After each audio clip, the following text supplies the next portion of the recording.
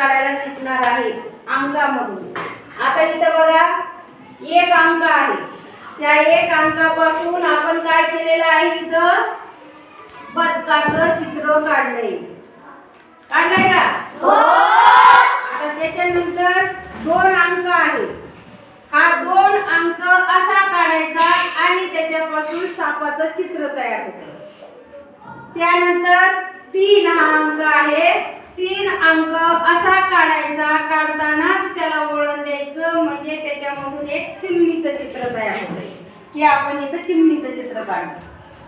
त्याच्यानंतर आहे चार, चार मधून आपण मराठी अंक घ्यायला लागलो, मराठी चार काढायचे, चार मधून आपल्याला सशाचे कान दाखवायचे, सशाचे कान काढता येतात, म्हणून आपण इथे चार मधून सशाचे काय काढले, कान। आता इथं पाचाचा अंक असा काढलाय की पाच मधून आपण त्याला उंट काढलेला आहे, उंटाची मान, आणि त्यामधून तुम्हाला जर पाहिलं तर उंटाचं चित्र दिसतंय ना?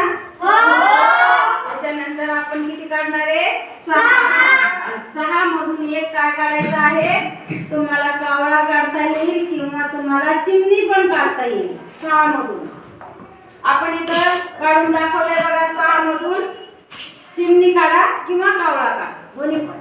आता हे इथं आहेत मराठी सात, सात मधून काय काढायचंय की चिमणी मागं वळून पाहती आहे, असे सात काढायचे आहेत, आणि ह्या सातामधून चिमणी काय करते, मागं वळून पाहणारी चिमणी आपण या सात मधून काढली। आता इथं आठ आपण सोडलेला आहे, आणि इथं नऊ मधून काढलंय एक मोराचं चित्र छानसं। नऊ काढतानाच नवाला असा आकार द्यायचा, त्याची मान काढायची, त्याला पिसारा काढायचा, पाय काढायचे, असा एक प्रकारचं नऊ मधून आपण एक मोराचं चित्र काढतोय। अशी चित्रकला कशी वाटली तुम्हाला?